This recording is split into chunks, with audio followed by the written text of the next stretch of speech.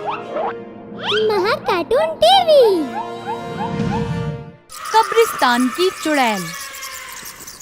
बहुत समय पहले की बात है। गुनगुन नाम की एक लड़की अपने माता पिता के साथ एक छोटे से गांव में रहती थी। गुनगुन एक जिद्दी बच्ची थी और हर समय अपने माता पिता से किसी न किसी नई चीज की जिद करती रहती थी।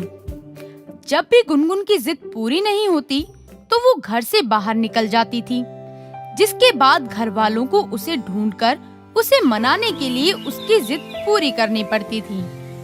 हमेशा की तरह गुनगुन ने इस बार भी फिर से घर में नई जिद पकड़ ली। मम्मी मुझे ना एक साइकिल चाहिए। अरे बेटा, कुछ दिन पहले तो हमने तुम्हें साइकिल ला कर दी थी। मम्मी वो मुझे अच्छी नहीं लगी, मुझे अच्छी सी वो भी मेरी पसंद की साइकिल ला कर दो।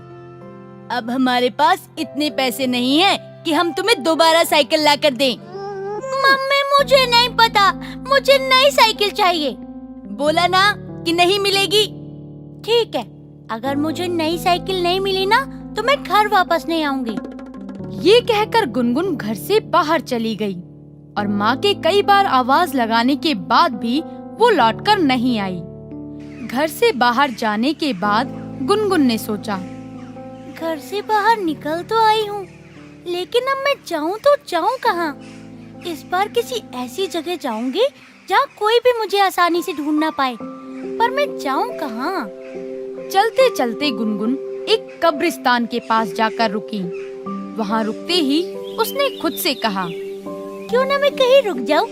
यहाँ तो कोई भी मुझे आसानी से ढूंढ नहीं पाएगा।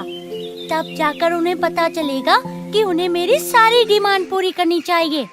ये सोचकर गुनगुन कब्रिस्तान के अंदर चली गई और एक कब्र के ऊपर जाकर बैठ गई। वहाँ बैठकर वो खुद से ही बातें करने लग गई। मेरे इतनी समझाने के बाद भी मम्मी पापा को समझ में नहीं आता कि मुझे बार बार किसी चीज के लिए बोलना अच्छा नहीं लगता। जब देखो मुझे हर चीज के लिए मना कर देते हैं। अब उन्हें पता लगेगा जब उन्हें मैं नहीं मिलूंगी, तब उन्हें मेरी कमी का एहसास होगा। हाँ नहीं तो। गुनगुन पूरे दिन खुद से बातें करती रही और ऐसे ही शाम हो गई। वो वहीं बैठी रही, लेकिन उसे कोई भी ढूंढ नहीं पाया और न गुनगुन अपने घर गई, जिसके बाद उसने वहीं रात बिताने की सोची। आज की रात मैं यहीं बिता लेती हूँ, कल सुबह खुद ही घर चली जाऊंगी। जब कल देरी से घर पहुँचूंगी ना, तब खुद ब खुद मुझे नई साइकिल मिल जाएगी। ऐसा सोचकर गुनगुन उसी कब्र पे लेट गई और उसकी आंख लग गई। लेकिन थोड़ी देर के बाद गुनगुन को एक भयानक आवाज सुनाई दी। क्या हुआ गुनगुन, तुम तो बड़ी जल्दी सो गई। अब जब कब्रिस्तान में आई ही हो तो हमसे बात नहीं करोगी क्या? आवाज सुनकर गुनगुन की नींद खुल गई और वो घबरा गई। वो अपने आसपास देखने लगी। तभी फिर से उसे वो भयानक आवाज सुनाई देने लगी। इधर उधर क्या देख रही हो? जरा अपने ऊपर देखो। गुनगुन ने जैसे ही अपने ऊपर देखा तो एक चुड़ैल हवा में लटक रही थी, जिसे देखकर गुनगुन की हालत खराब हो गई और वो बोली, कौन हो तुम? तभी चुड़ैल उसके सामने आ गई और बोली,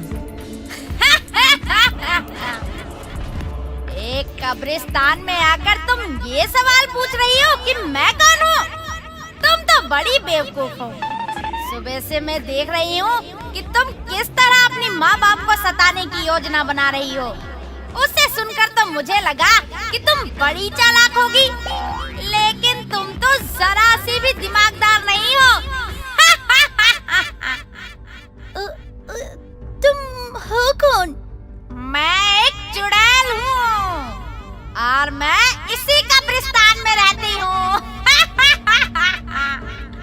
अब मैं तेरी घर से गायब होने वाली इच्छा पूरी करूँगी। मतलब? तुझे अपने घर वालों से छुपना है ना? अब मैं तुझे हमेशा के लिए उन सभी से छुपा दूंगी। वैसे भी तू उनसे प्यार नहीं करती, तुझे तो बस महंगी चीजों से प्यार है। तू क्या करेगी अपने माँ बाप के साथ रहकर? तुम मेरे साथ ऐसा क्यों करोगी?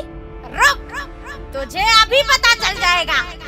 चुड़ैल ने गुनगुन को अपने जादू से एक फूल बना दिया और उसे वहीं पौधे से जोड़ दिया, जिसके बाद उसने कहा, अब तू सिर्फ शाम को 1 घंटे के लिए अपने असली रूप में आ सकती है।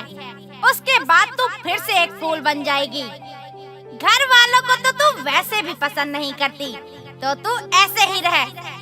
नहीं नहीं, मुझे छोड़ दो। अब तो तू ऐसे ही रह। ऐसा कहकर चुड़ैल वहाँ से चली गई और गुनगुन वैसे ही फूल बनी रही। वहीं अगले दिन तक भी गुनगुन का पता ना चलने पर उसके घरवाले बहुत परेशान हो गए। इसी तरह दिन बीत गया और शाम हो गई। शाम होते ही गुनगुन अपने असली रूप में आ गई और तुरंत अपनी माँ के पास चली गई। वहाँ जाकर उसने अपनी माँ को सारी सच्चाई बता दी। सब कुछ सुनने के बाद उसकी माँ को विश्वास नहीं हुआ, लेकिन उसके पास बेटी की बात मानने के अलावा कोई और रास्ता भी नहीं था। वहीं 1 घंटा पूरा हो गया और गुनगुन फिर से फूल बनकर कब्रिस्तान में पहुंच गई।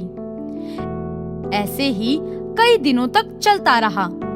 एक दिन गुनगुन जब फूल बनी हुई थी तब खुद से बोली, मुझे मम्मी पापा की याद आ रही है। मैं ऐसे नहीं रहना चाहती। मैं अपने घर से दूर नहीं रहना चाहती। मैं अब कभी भी मम्मी से किसी चीज की जिद नहीं करूंगी। मम्मी जो देंगी मैं रख लूंगी। मुझे मम्मी पापा की बहुत याद आ रही है। इतने में गुनगुन के मम्मी पापा उसी कब्रिस्तान में पहुंच गए और गुनगुन को आवाज लगाने लगे। गुनगुन, गुनगुन बेटा तुम कहाँ हो? गुनगुन! हम आ गए हैं बच्चे, हमें बताओ कि तुम कहाँ हो। गुनगुन ने अपनी मम्मी पापा की आवाज सुनकर उन्हें आवाज देना शुरू कर दिया, लेकिन उसकी आवाज वो लोग सुन नहीं पाए। तभी वहाँ चुड़ैल आ गई, जिसे देखकर गुनगुन के मम्मी पापा डर गए। जिसके बाद चुड़ैल ने उनसे बोला, किस बेटी की तलाश में आए हो तुम लोग? उसे तो बस महंगी चीजों से प्यार है। नहीं नहीं, बिल्कुल भी ऐसा नहीं है। कृपया करके उसे छोड़ दीजिए। उसे मेरी बहुत याद आ रही है। उसे अपनी गलती का एहसास भी है। चलो देख लेते हैं। ऐसा कहकर चुड़ैल गुनगुन को उसके असली रूप में ले आई। जिसके बाद वो सीधे अपनी माँ के पास भागकर गई और रोने लगी। मम्मी पापा, मुझे माफ कर दो। मैंने आप लोगों को बहुत परेशान किया। मैं आज के बाद बिल्कुल भी ऐसा नहीं करूँगी। देखा, इसे अपनी गलती का एहसास है। अब ये फिर कभी ऐसा नहीं करेगी। मैं यही चाहती थी। आप भी यही चाहती थी? मतलब? जब गुनगुन यहाँ आई तो मैं इसकी सारी बातें सुन रही थी, जिसे सुनकर मुझे अपनी बेटी की याद आ गई। वो भी इसी की तरह जिद किया करती थी और उस जिद में उसकी जान चली गई और उसकी याद में मेरी ये हालत हो गई। जब मैंने गुनगुन को देखा तो मैंने सोचा, क्यों ना मैं इसे अभी सुधार दूं। जो काम मैं अपनी बेटी के लिए नहीं कर पाई, वो काम मैं इसके साथ कर लूं।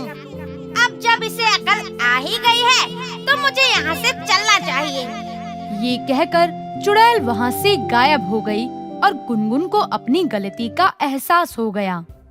उसने अपनी मम्मी पापा से अपनी की हुई गलती की माफी भी मांगी और उनसे वादा भी किया कि कभी भी वो किसी भी चीज की जिद नहीं करेगी।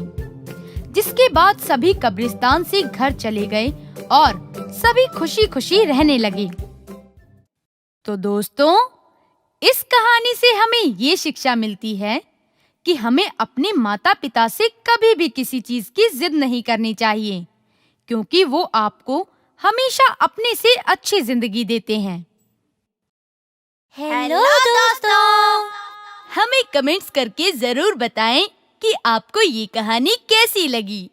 इस कहानी को लाइक जरूर करें और अपने दोस्तों के साथ शेयर भी करें। बाय। अगर आपको हमारे वीडियोस पसंद आ रहे हों तो इन्हें लाइक करें, चैनल सब्सक्राइब करें और हमारे कार्टून शो सबसे पहले देखने के लिए बेल आइकन दबाना ना भूलें।